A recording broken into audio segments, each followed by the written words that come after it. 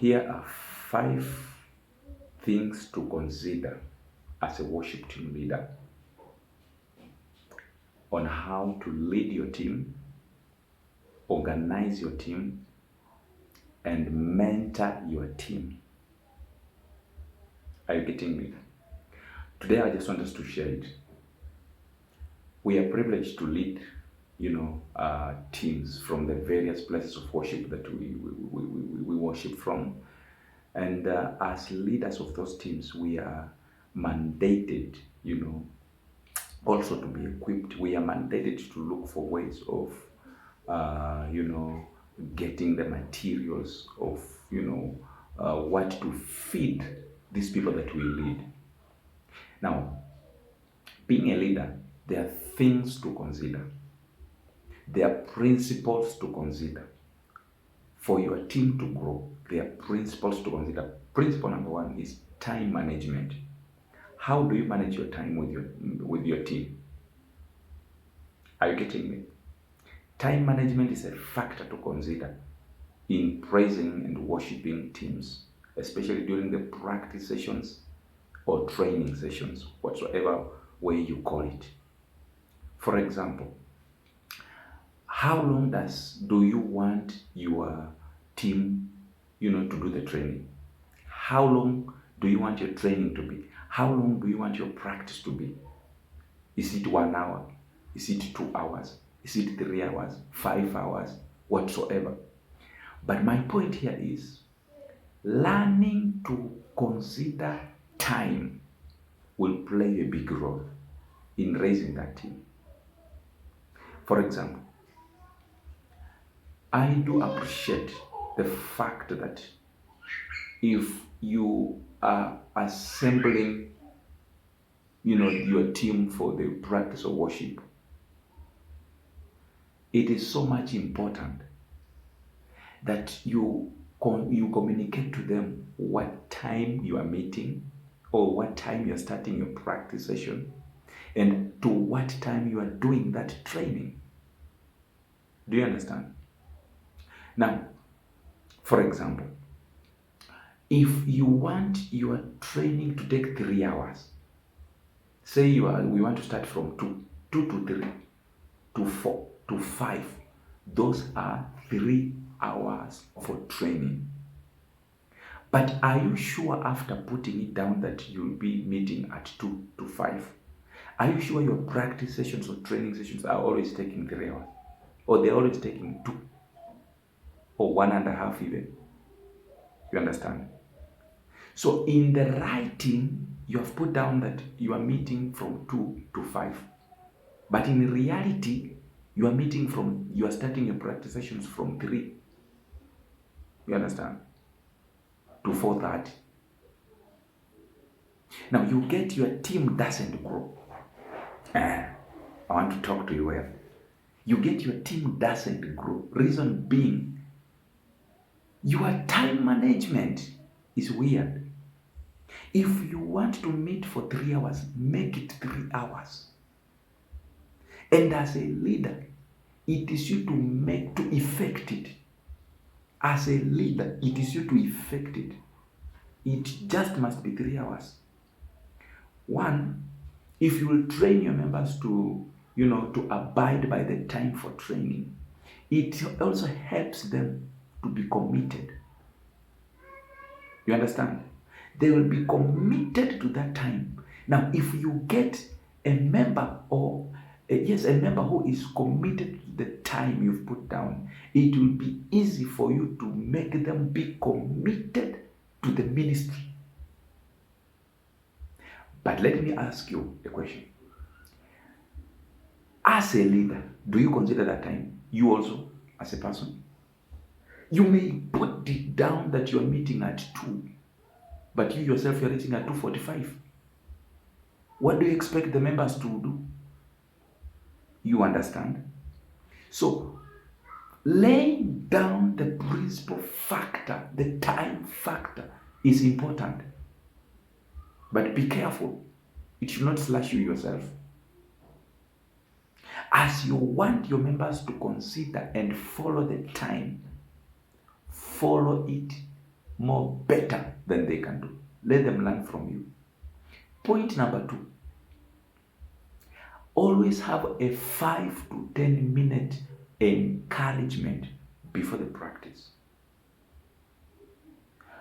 Do these members tell you what they go through? You understand?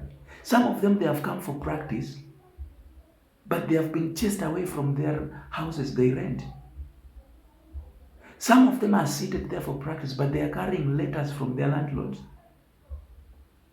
Letters, telling them to vacate the premises because they have failed to pay. There are members who have come for practice. You understand? But their parents, their mothers, their fathers, their children, their husbands, their wives are sick in the house. Now, you cannot just pump these people straight to singing, worship, and praise. Always find time to give them an encouragement. You understand? Soften them down, that when you start your practice, all their attention will be there. Bring their attention to what is on the ground at that particular time, and it will help you. You understand? So always have a 5 to 10 minutes, a session of a word encouragement, and you will tell me. Number 3, remind them of the purpose of the team in every church service. It's like someone gets a job as a minister of education or a minister of health. This person will be told what is, the purpose, or what is the role of his or her office. You might be having members in your team who don't know. They don't know. Don't be shocked. There are people who just come to sing.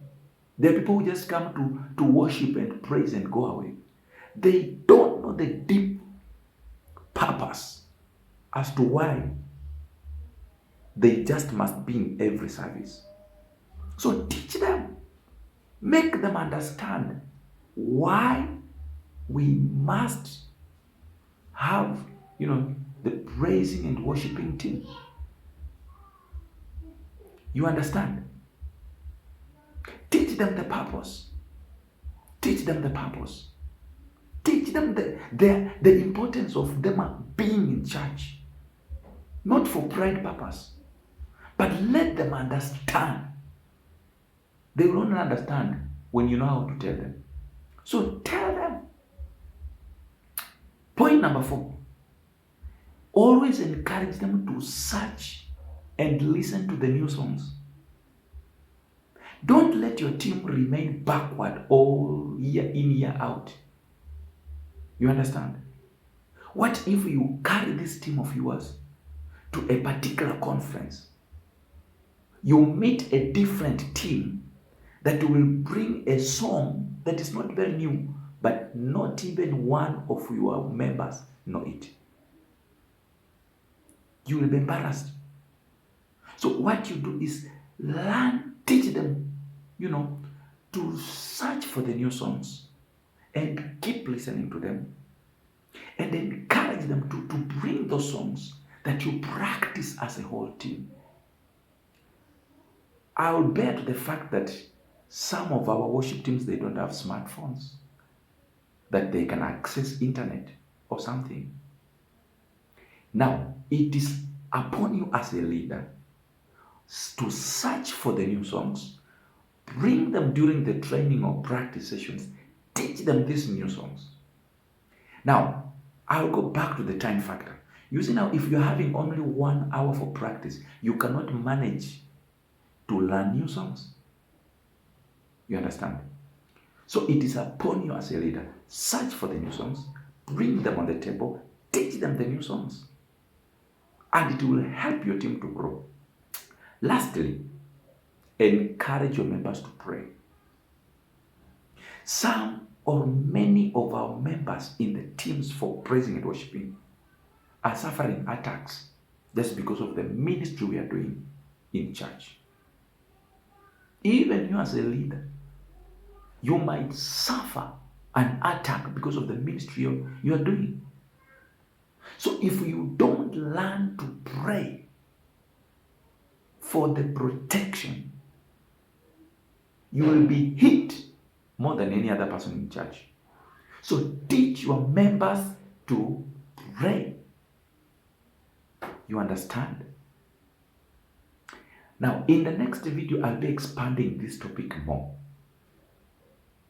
But for today, we've rushed through those 5. 1, time management.